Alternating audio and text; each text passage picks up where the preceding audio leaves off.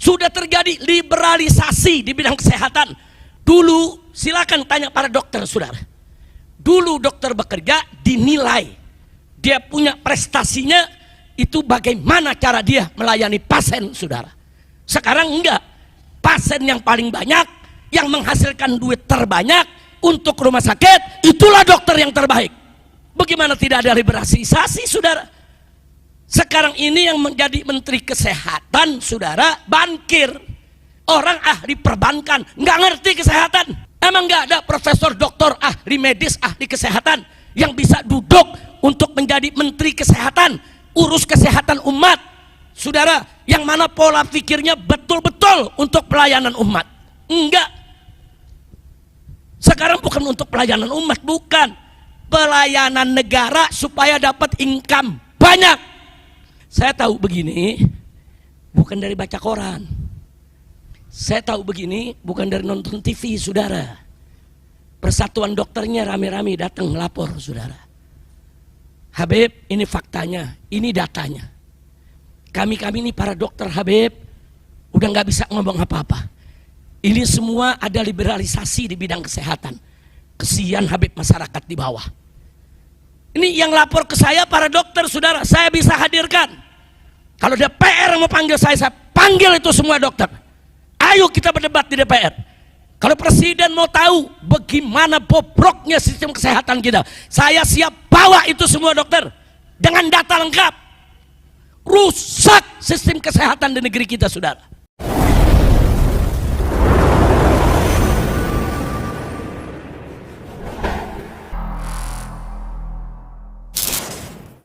Assalamualaikum warahmatullahi wabarakatuh.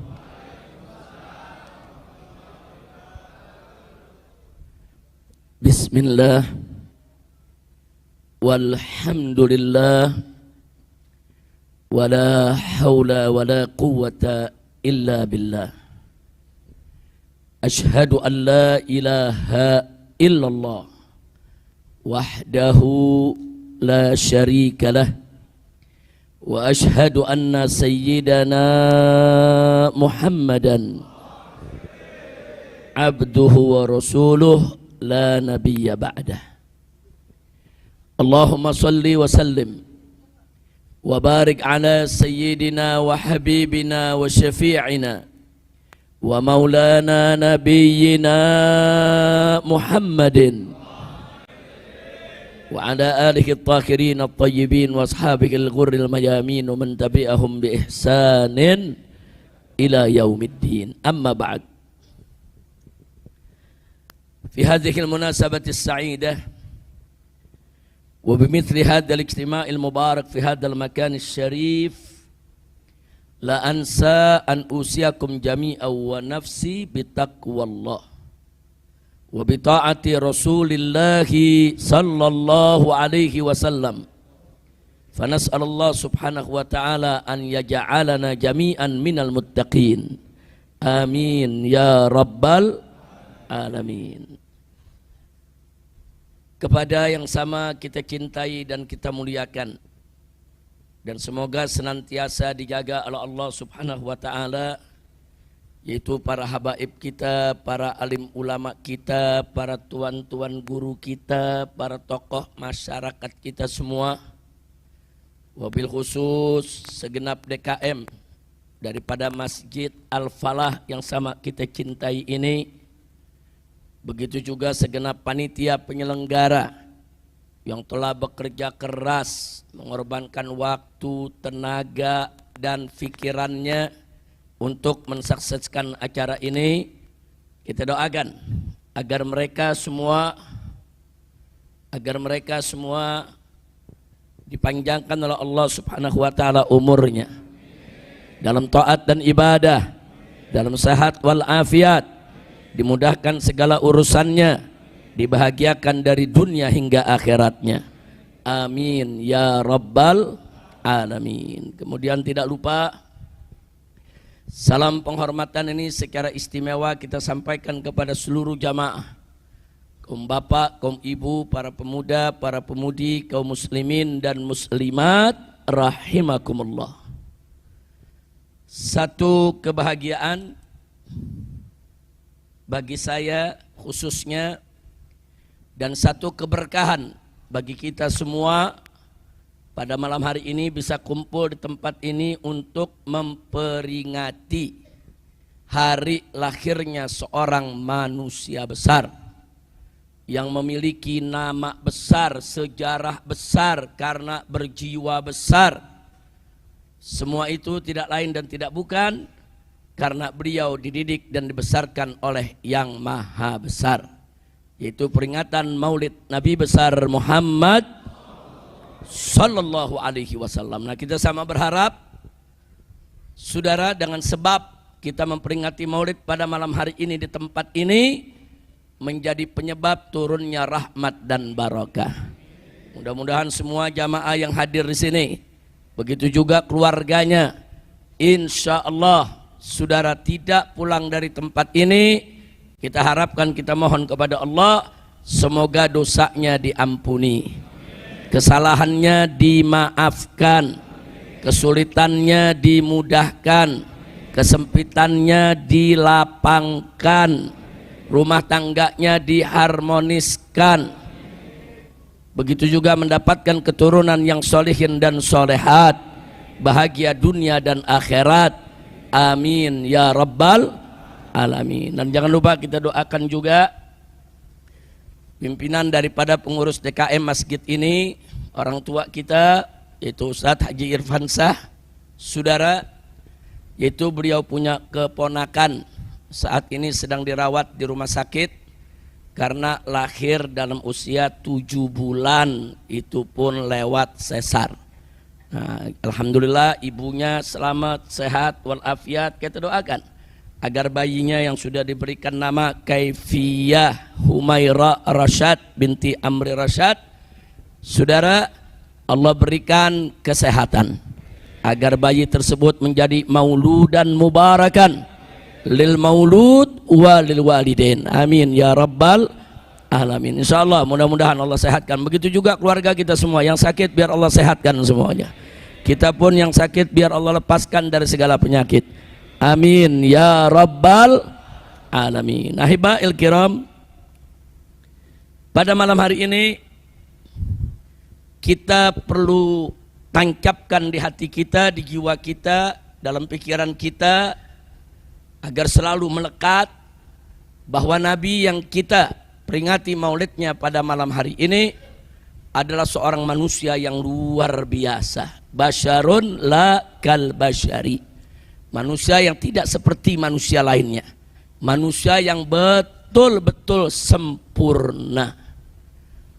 Dan yang menarik, saudara, Allah subhanahu wa ta'ala menginformasikan kepada kita bahwa Nabi yang kita peringati maulidnya pada malam hari ini adalah seorang Nabi yang sangat peduli kepada umatnya. Allah nyatakan dalam Al-Quranul Karim, faqala ta'ala, laqad ja'akum rasulun min anfusikum azizun alaihi ma'anittum harisun alaikum bil mu'minina Raufur Rahim. Shadaqallahul azim. Ayat ini luar biasa, saudara. Di situ Allah nyatakan, laqad ja'akum, telah datang kepada kamu semua, telah datang kepada ahli Makkah, telah datang kepada bangsa Arab, telah datang kepada seluruh umat manusia, telah datang kepada kamu sekalian, hei orang-orang yang beriman. Siapa yang datang? Rasulun, saudara. Laqad ja'akum rasulun min anfusikum, seorang rasul, seorang utusan dari jenis kamu sendiri. Maksudnya dari jenis kamu sendiri, sama-sama manusia. Jadi Nabi kita bukan malaikat, bukan, bukan jin, bukan. Nabi kita manusia yang fisiknya seperti kita manusia, saudara. Tapi sebagaimana saya sudah sampaikan tadi, basyarun la kal basyari, saudara. Nah, setelah itu, saudara, perlu kita ketahui juga bahwa ada qiraat lain, saudara. Kalau qiraat mutawatirah, saudara, di situ dinyatakan laqad ja'akum min anfusikum. Tapi ada qiraat lain yang membacanya min anfasikum. Nah, jadi kalau dibaca min anfasikum artinya telah datang kepada kamu sekalian seorang rasul yang bagaimana? Min anfasikum, yang terbaik, yang paling bagus, yang paling istimewa, anfas. Nah, tapi memang qiraat yang mutawatirah min anfusikum. Nah, kemudian Allah ceritakan kepada kita, macam mana sih orang rasul yang Allah utus ini? Laqad ja'akum rasulun min anfusikum. Allah nyatakan azizun alaihi ma anittum. Azizun alaihi ma anittum. Artinya dia ikut merasakan betapa beratnya beban dari apa-apa yang kamu derita. Masya Allah. Artinya dengan kata lain, penderitaan kamu sekalian hai umat Islam adalah penderitaan dia. Sukamu suka dia, dukamu duka dia. Luar biasa. Jadi Nabi akan sedih dengan kesedihan umatnya. Nabi akan berduka dengan duka umatnya, saudara. Nah, dari sini saja sudah kita lihat betapa keterkaitan hati Nabi, jiwa Nabi dengan umatnya, dan betapa Nabi begitu peduli dengan umatnya, saudara. Selanjutnya harisun alaikum, haris, saudara. Harisun alaikum artinya Nabi itu begitu peduli kepada kamu. Nabi pengen kamu semua bahagia. Nabi nggak mau kita menderita. Nabi pengen kita semua bahagia, kita semua masuk surga, saudara. Nabi menginginkan kebahagiaan buat kita, baik di dunia maupun di akhirat. Harisun alaikum, peduli kepada kamu. Dan berikutnya, saudara, bil mu'minina Raufur Rahim. Allah ambil dua nama Allah, Rauf dan Rahim, saudara. Isman min asma'illahi subhanahu wa ta'ala. Dua nama daripada nama-nama Allah. Allah berikan buat Nabi. Bil mu'minina Raufur Rahim. Rasul yang diutus oleh Allah ini bil mu'minin, terhadap orang-orang yang beriman, punya sifat Rauf dan Rahim, saudara. Rauf dari kata ra'fah, Rahim dari kata rahmah. Rahmah kita sudah sama tahulah artinya kasih sayang, saudara. Lalu ra'fah apa? Ra'fah itu welas asih.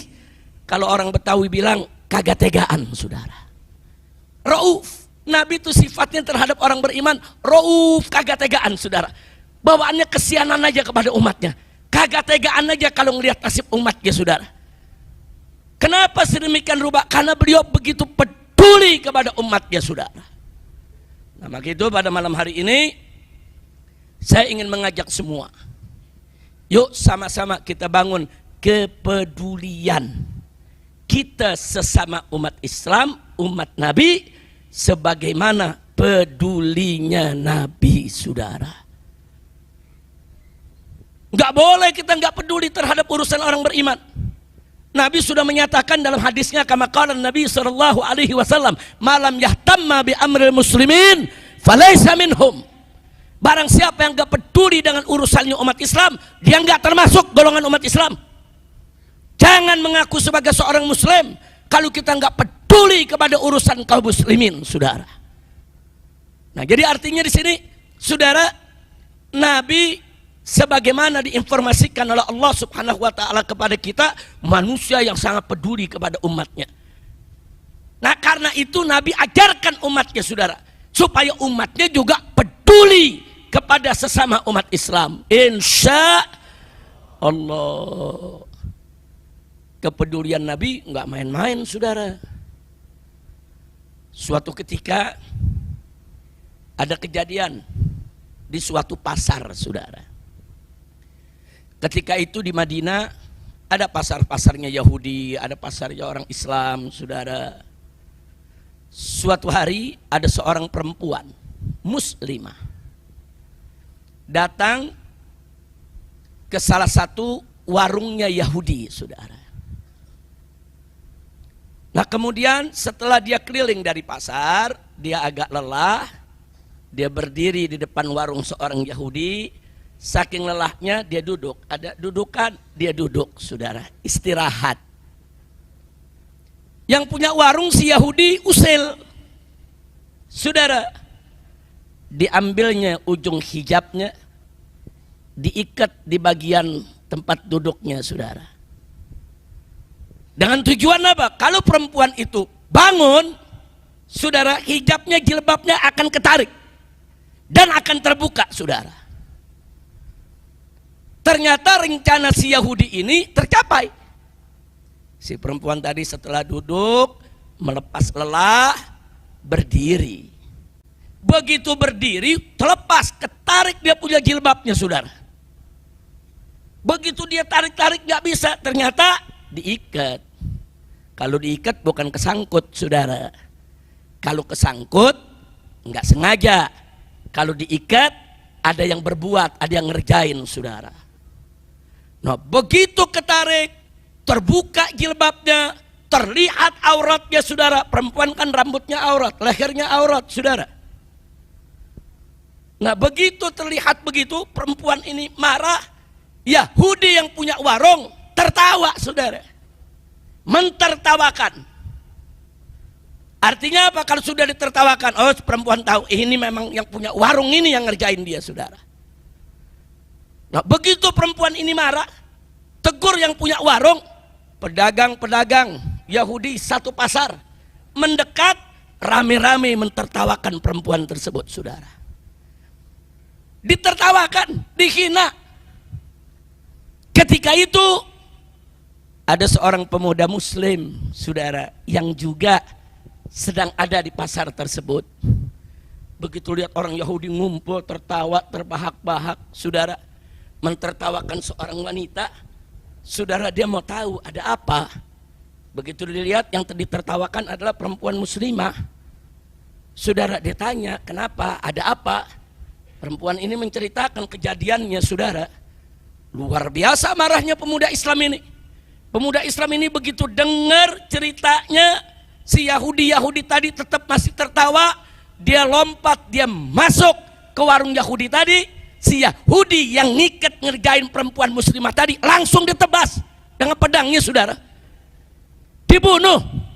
Kurang ajar, kau melecehkan Islam, kau menghina saudariku, kau menghina muslimah, dia tebas. Geger pasar Yahudi, saudara. Dikeroyok anak muda ini, saudara. Begitu dikeroyok, anak muda ini pun dibunuh di pasar Yahudi, saudara. Singkat cerita, kota Madinah geger, saudara. Ada seorang pemuda dibunuh oleh para pedagang Yahudi. Nabi mengundang para sahabatnya di masjid. Beliau, saudara, kumpul. Nabi tabayyun. Apa betul ada seorang pemuda kita muslim dibunuh di pasar Yahudi? Para sahabat mengabarkan, betul ya Rasulullah. Kenapa dibunuh? Apa dia mencuri? Apa dia merampok? Apa dia mengganggu pedagang di sana sampai dibunuh? Para sahabat juga melapor, iya ya Rasulullah, dia membunuh pedagang Yahudi. Karena dia membunuh pedagang Yahudi, orang-orang Yahudi marah satu pasar, dibunuhlah anak muda tersebut. Kemudian Nabi tanya lagi, kenapa dia bunuh pedagang Yahudi? Ada persoalan apa? Nabi teliti kalau nanya, ya ikhwan, nggak main terima begitu aja berita, periksa dulu, tabayun sampai jelas, saudara. Nah, akhirnya dijelaskan, saudara. Dijelaskan ada kejadian seperti ini, saudara. Nabi hadirkan itu perempuannya, saudara, dihadirkan saksi-saksinya. Begitu betul, ternyata si Yahudi tadi dibunuh oleh anak muda karena menghina perempuan muslimah, mengganggu perempuan muslimah. Setelah semuanya yatahagab, betul-betul nyata, ada saksi, ada bukti. Tahu apa yang dilakukan oleh Nabi, saudara? Nabi kumpulkan para sahabatnya. Pakai, yaitu kenakan pakaian perangmu, ambil senjatamu, saudara. Hari ini batal perjanjian dengan suku Kainuqa. Kainuqa itu ada perjanjian dengan umat Islam untuk tidak saling mengganggu, saudara. Hari ini batal. Kita bernamai dengan mereka bukan untuk mereka mengganggu muslimah kita. Perang, saudara. Berangkat Nabi pimpin saudara di Qainuqa. Nah akhirnya Qainuqa ditaklukkan. Semua yang terlibat menghina daripada perempuan ini saudara dibunuh. Dikobarkan perang oleh Nabi. Begitu seorang wanita muslimah dihinakan saudara. Peduli Nabi. Sallu ala Nabi. Saya mau tanya, saudara, Nabi peduli tidak? Peduli kepada umatnya tidak? Peduli tidak dengan wanita muslimah? Peduli tidak? Takbir. Sallu ala Nabi. Yang saya ingin ambil dari peristiwa bersejarah tersebut saudara, jadi Nabi ini pedulinya bukan di mulut saja. Bukan cuma ngomong malam yahtamma bi umur muslimin falaysa minhum, enggak, tapi Nabi praktekkan, Nabi tatbik. Jangan coba-coba untuk ganggu umat Islam saudara. Jangan. Kita hidup berdampingan dengan orang di luar Islam, ya. Kenapa kita hidup berdampingan? Karena kita punya perjanjian untuk tidak saling mengganggu, untuk kita saling menghormati, untuk kita saling mengayomi, untuk kita membangun keamanan, untuk kita membangun ini negeri, bukan perjanjian untuk dia ganggu kita. Makanya dulu para sahabat lengkap saudara. Ketika ada orang-orang kafir yang menghina Nabi saudara, ditanyakan kepada Abdullah ibn Umar radhiyallahu taala anhuma. Jadi ditanyakan, ya Ibn Umar, hei putra Umar, bagaimana nih? Ada seorang Yahudi menghina Nabi. Apa kata beliau saudara? Hukum mati. Bunuh. Kenapa? Karena kita berdamai dengan mereka bukan untuk mereka hina Nabi. Kita berdamai dengan mereka untuk kita saling menghormati. Bukan berarti mereka bebas untuk menghina Nabi kita saudara. Nah, jadi dulu tuh sikap-sikap sahabat tegas begitu karena memang dididik tegas oleh Nabi kita Sayyiduna Muhammad Sallallahu Alaihi Wasallam. Nah jadi saudara, Allah Subhanahu Wa Taala sudah ingatkan kita semua dalam Al-Quran tentang persaudaraan Islam. Wallahu Subhanahu Wa Taala qala innamal mu'minuna ikhwah. Sesungguhnya saudara, orang-orang yang beriman itu mereka bersaudara. Ingat ya, persaudaraan sejati kita saudara yang digariskan oleh Allah dalam Al-Quran, persaudaraan sejati, persaudaraan yang sebenarnya, bukan karena hubungan darah, bukan karena hubungan suku, bukan karena hubungan budaya, bukan karena hubungan negara, bukan karena hubungan bangsa, bukan. Persaudaraan sejati di antara kita adalah karena hubungan iman. Innamal mu'minuna ikhwah. Sesungguhnya orang-orang yang beriman itu bersaudara. Jadi standar persaudaraan kita iman, bukan darah, bukan suku, bukan adat, bukan budaya, bukan teritorial, bukan bangsa, bukan negara saudara.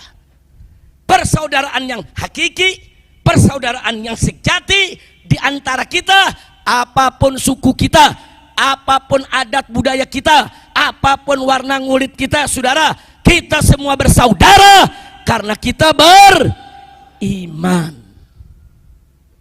Nah jadi iman ini yang mempersaudarakan kita. Standar persaudaraan kita adalah iman. Gak peduli saudara, mau Arab, mau Cina, mau India saudara, mau Melayu, mau Betawi, mau Sunda, mau Banten saudara, mau Palembang, mau Padang, mau Batak, mau Aceh saudara, mau Melayu, mau Bugis, Makassar, Banjar saudara, mau Dayak dia, mau Papua saudara, apapun suku bangsa kita nggak peduli saudara, selama kita beriman kepada Allah dan Rasulnya, kita semua adalah saudara. Alhamdulillah. Nah, Nabi mengingatkan kita bagaimana sih konsep bersaudara di antara kita. Dalam hadisnya beliau katakan, al-muslimu akhul muslim. Orang Islam itu saudaranya orang Islam. Karena itu kata Nabi, la yadzlimu. Enggak boleh dia zalimi saudara muslimnya. Saudara. Wala yastumu. Di riwayat yang lain, wala yastumu. Saudara. Dan enggak boleh dia kaki maki saudaranya saudara. Enggak sampai di situ saudara. Wala yakhdhuluh. Dan jangan coba-coba saudara dikucilkan itu saudaranya. Nggak sampai di situ, saudara. Walayah giro, jangan dihinakan dia punya saudaranya. Jelas konsepnya dari Nabi, saudara. Kita bersaudara, ya jangan saling hina di antara kita. Saudara, jangan saling mengucilkan di antara kita. Jangan, saudara. Jangan dizolimi, kita punya saudara. Itu konsep persaudaraan yang diajarkan oleh Nabi kita Sayyiduna Muhammad Sallallahu Alaihi Wasallam. Bahkan gak sampai di situ, Nabi ajarkan kita bagaimana sih cara kita bersaudara, saudara. Apa kata beliau dalam satu hadis yang lain? Saudara, beliau katakan, la tahasadu wa la tabaghadu wa la tahassasu wa la tajassasu wa la tanajasu wa kunu ibadallahi ikhwana. Luar biasa, saudara. Apa kata Nabi? La tahasadu, jangan kamu saling iri dengki. Jangan, kata Nabi. Wa la tabaghadu, dan jangan kamu saling membenci. Jangan. Wa la tahassasu, dan jangan kamu saling mengumpat satu sama lainnya. Wa la tajassasu, dan jangan kamu saling tajassus, memata-matai, ngorek-ngorek kesalahan orang, saudara. Wala tanajasu, dan jangan kamu saling menipu, saling berdusta di antara kamu. Tapi kata Nabi, wakunu, jadilah kamu sekalian ibadallahi ikhwana. Hei hamba-hamba Allah, hei orang-orang beriman, jadilah kamu semua sebagai hamba-hamba Allah yang bersaudara. Ya, jadi kiatnya udah jelas tuh, mau kita bersaudara, bisa, Nabi udah ajarin, jangan saling iri. Kalau kita udah ada iri dengki, bagaimana kita bisa bersaudara, saudara? Nggak ada ceritanya kita mau bersaudara dengan orang yang hasut kepada kita, saudara. Nggak ada ceritanya, saudara. Nah, kalau kita betul mau bersaudara, jangan iri, jangan dengki, jangan hasut, saudara. Wala tabaghadu, jangan juga saling membenci. Saya mau tanya semua yang hadir, ada orang benci banget sama kita, bisa kita bersaudara sama dia? Mana bisa, saudara? Kita mau paksa-paksain bersaudara, nggak bisa. Dia udah benci sama kita, udah nyaki-maki kita, saudara. Kita mau paksa, udahlah tetap saya mau bersaudara. Dia nggak berhenti, terus mencaci, terus membenci. Mana bisa kita bersaudara? Nggak bisa. Makanya Nabi kasih kunci, mau bersaudara, satu, kata Nabi, la tahasadu, jangan kamu saling iri. Yang kedua, wala tabaghadu, jangan kamu saling membenci, baru kamu bisa bersaudara. Wala tahassasu, jangan saling mengumpat, jangan. Jangan, saudara, jangan mengumpat kepada saudara kita. Wala tajassasu, jangan. Jangan kita punya saudara, kesalahannya kita korek-korek, mau nyari tahu, saudara. Kesalahan yang disembunyikan urusan dia dengan Allah. Saudara, bukan tugas kita untuk ngorek-ngorek kesaudaraan kita. Saudara, kesalahan saudara kita bukan. Saudara, nggak sampai di situ kata Nabi, wala tanajasu, jangan saling nipu, jangan saling berdusta, jangan saling berbohong. Kita udah percaya sama satu orang, saudara, tahu-tahu dia bohongin kita. Saya tanya, sakit gak? Jujur, sakit gak? Marah gak? Bisa kita bersaudara sama orang yang terus-menerus ngebohongin kita? Nggak bisa. Nah, kalau kita sakit dibohongi orang, jangan ngebohongi orang. Kita sakit diumpat orang, jangan mengumpat orang. Kita sakit, saudara, dicari-cari kesalahan kita sama orang, jangan cari kesalahan orang. Kita sakit dihasutin orang, jangan hasut kepada orang. Itu kunci. Jadi kunci yang dikasih Nabi luar biasa. Alhamdulillah. Jadi Nabi, saudara, mencontohkan bagaimana peduli sesama muslim. Nabi praktekkan, saudara, bagaimana membela orang Islam, saudara. Nah, mestinya begitu karakter kita, bukan sesama muslim bermusuhan, bukan sesama muslim saling menjatuhkan. Nabi sesama muslim saling menjaga, bahkan saling membela, saudara. Ada lagi satu hadis lain yang juga luar biasa. Di hadis ini, saudara, Nabi memberikan perumpamaan. Ini luar biasa ini. 1400 tahun yang lalu, saudara, Nabi memberikan satu perumpamaan yang begitu indah, begitu bagus. Ini menunjukkan kecerdasan Nabi, saudara. Ini bukan peribahasa atau pepatah yang baru dikarang kemarin, saudara. 1400 tahun yang lalu lebih. Apa kata Nabi, saudara? Beliau mengatakan, matsalul mu'minin fi tawadihim wa tarahumihim wa ta'atufihim kamatsalil jasadil wahid. Idza istaka minhu udwun tada'a lahu sa'irul jasad bil humma was sahar. Sadaqan Nabi sallallahu alaihi wasallam. Luar biasa. Saudara, supaya kita paham arti persaudaraan, Nabi beri perumpamaan. Perumpamaan ini Nabi berikan kepada umatnya supaya umatnya paham. Oh, bersaudara tuh begitu. Saudara, apa kata beliau? Matsalul mu'minin. Perumpamaannya orang-orang yang beriman, fitawadihim wa tarahumihim wa ta'atufihim. Di dalam kasih sayang sesama mereka, cinta kasih sesama mereka, pergaulan sesama mereka, kamatsalil jasadil wahid, bagaikan jasad yang satu. Persaudaraan umat Islam seperti satu jasad, satu badan, satu tubuh. Bagaimana satu jasad itu? Kata Nabi, idza staka minhu udwun. Kalau ada salah satu anggota tubuh yang mengeluh karena sesuatu, saudara, yang sakit, saudara, tada'alahu sa'irul jasad, maka seluruh tubuh akan ikut menjerit peduli dengan yang sakit, saudara. Sampai-sampai bil humma, sampai-sampai badannya meriang. Wasahar, sampai-sampai apa? Karena meriang, mata nggak bisa tidur nyenyak, saudara. Luar biasa. Jadi kata Nabi, persaudaraan orang beriman itu seperti badan yang satu. Badan yang satu itu kalau salah satu badan sakit, semua ikut merasakan sakitnya, saudara. Contoh, di tangan kita ada bisul, gede, ngebet, saudara. Warnanya udah merah, dalu, biru, saudara. Bisul, luar biasa sakitnya. Saya mau tanya, kalau ada bisul model begitu tuh di tangan kita, biasanya kepala ikut pusing nggak? Biasanya badan ikut meriang nggak? Kepala pusing, badan meriang, bisa tidur nyenyak. Yang bisul tangan, kepala ikut pusing.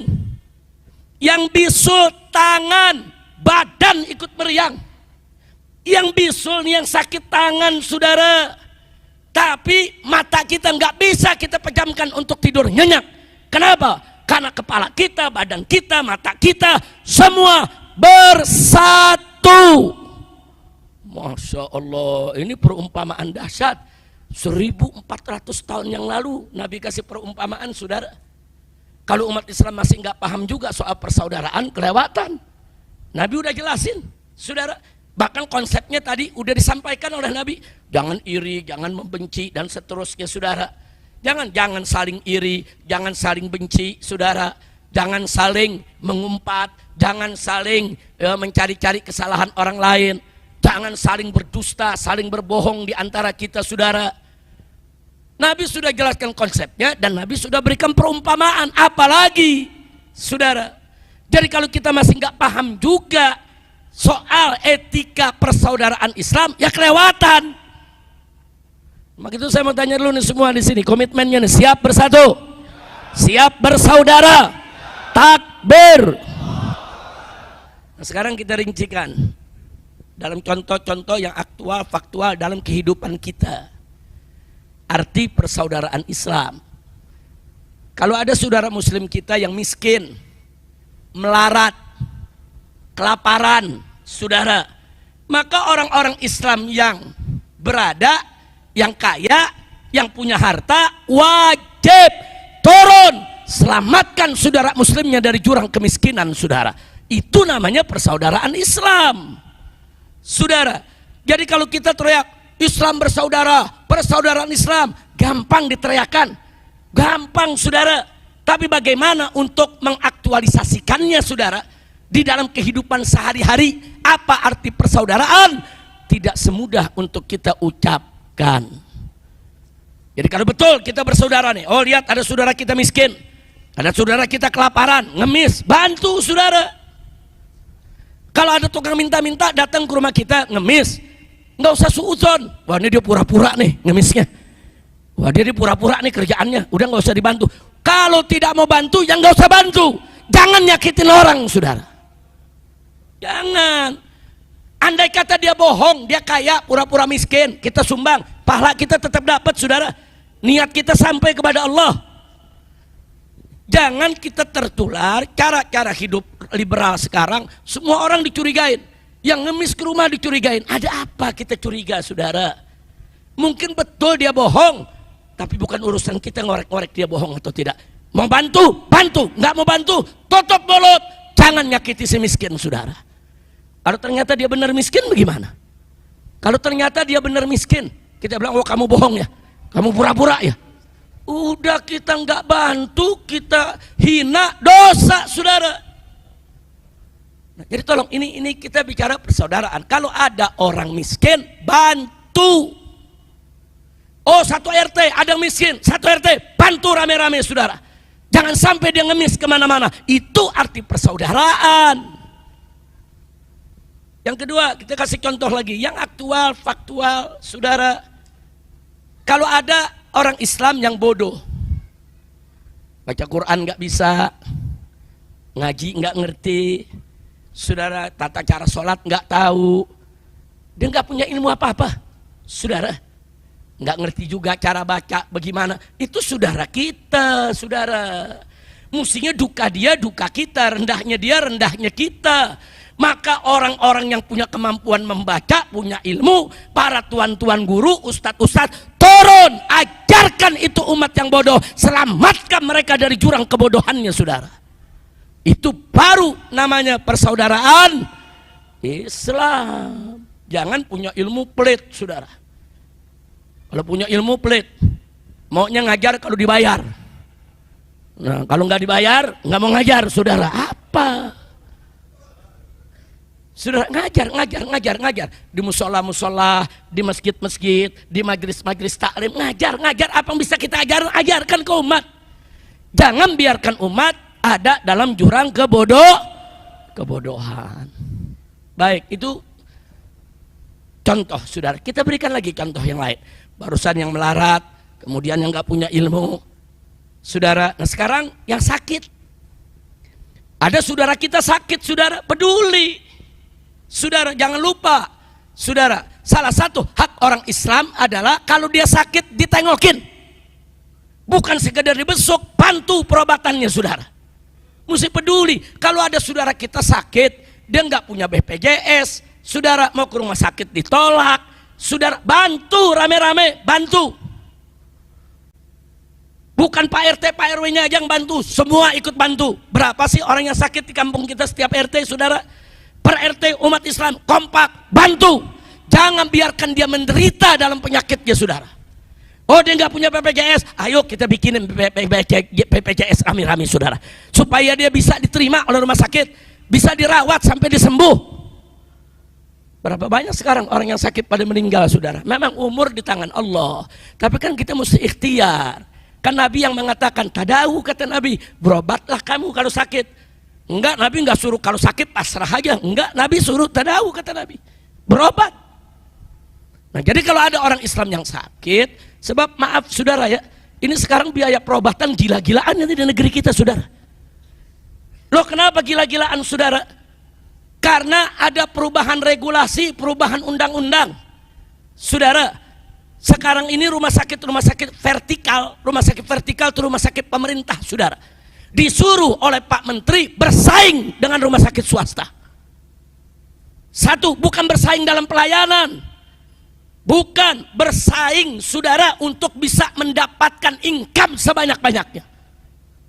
Dulu, silakan tanya para dokter, saudara. Dulu dokter bekerja dinilai, dia punya prestasinya, itu bagaimana cara dia melayani pasien, saudara. Sekarang enggak, pasien yang paling banyak, yang menghasilkan duit terbanyak untuk rumah sakit, itulah dokter yang terbaik. Sudah terjadi liberalisasi di bidang kesehatan. Bagaimana tidak ada liberalisasi, saudara? Sekarang ini yang menjadi menteri kesehatan, saudara, bankir. Orang ahli perbankan, nggak ngerti kesehatan. Emang nggak ada profesor, doktor, ahli medis, ahli kesehatan yang bisa duduk untuk menjadi menteri kesehatan, urus kesehatan umat, saudara, yang mana pola pikirnya betul-betul untuk pelayanan umat? Enggak. Sekarang bukan untuk pelayanan umat, bukan. Pelayanan negara supaya dapat income banyak. Kadang-kadang pasien masuk rumah sakit, saudara, sakitnya cuma perut, suruh periksa mata, suruh periksa jantung, saudara, suruh periksa ginjal, saudara, yang nggak ada kaitan dengan penyakit dia banyak terjadi, saudara. Yang penting duit masuk banyak ke rumah sakit. Innalillahi wa inna ilaihi rajiun. Saya tahu begini bukan dari baca koran. Saya tahu begini bukan dari nonton TV, saudara. Persatuan dokternya rame-rame datang melapor, saudara. Habib, ini faktanya, ini datanya. Kami ini para dokter, Habib, udah nggak bisa ngomong apa-apa. Ini semua ada liberalisasi di bidang kesehatan. Kesian Habib masyarakat di bawah. Saya tanya, tapi kan ada BPJS. Iya, tapi kan BPJS itu Habib sekarang ditentukan. Ada penyakit-penyakit yang nggak boleh pakai BPJS. Dan BPJS itu kan juga ditentukan harinya, jamnya. Jadi kalau di luar jam kerja, di luar hari, nggak mau dilayani BPJS, saudara. Nah, akhirnya si pasien tadi, saudara, nunggu jam berlaku, keburu mati. Ini yang lapor ke saya para dokter, saudara. Saya bisa hadirkan.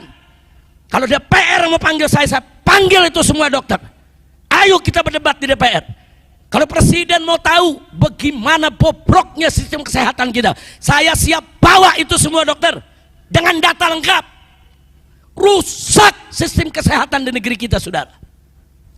Nah, maka itu tadi, saudara, saya nggak mau bicarakan soal rusaknya. Saya mau bicarakan dulu ini persaudaraan kita. Kita mesti selamatkan ini negeri. Orang sakit mesti kita selamatkan, saudara. Sistemnya pun harus kita selamatkan. Nggak boleh ada sistem liberal di dalam sistem kesehatan Indonesia. Jadi saya banyak dapat informasi berbagai bidang, mau di kesehatan, mau di pendidikan. Para ahlinya pada datang ke rumah, saudara. Para ahlinya datang, guru-guru pada datang, ahli pendidikan pada datang. Habib, ini bagaimana, Beb, sistem pendidikan di negeri kita beberapa tahun yang lalu? Ya bagaimana mau benar, bos Gojek diangkat jadi menteri pendidikan. Bos Gojek angkat jadi menteri transportasi, menteri perhubungan, masih ada kaitannya. Atau menteri pergojekan kek? Ya biar Gojek punya menteri sendiri supaya bisa membela para Gojek, betul? Ini enggak, bos Gojek jadi menteri pendidikan, dia mengatur apa? Dia bakal bisnis, pendidikan dimisliskan, dan terbukti akhirnya begitu selesai masa tugasnya dia terlibat korupsi 9 triliun dan ditangkap sekarang, saudara, si menteri tadi. Kan Nabi udah kasih tahu, idza wusidal amru ila ghairi ahli fantadhir sa'ah.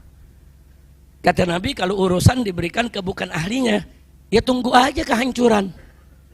Betul-betul hancur, saudara. Sistem pendidikannya hancur, saudara.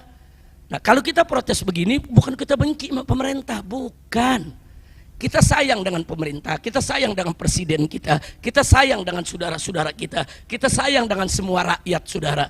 Supaya mereka ini betul-betul bisa diatasi kesulitannya. Baiklah, oh kesehatan lagi morat-marit, saudara. Nah sekarang saya mau ajak umat, yuk perhatikan saudara kita yang sakit. Rame-rame kita bantu.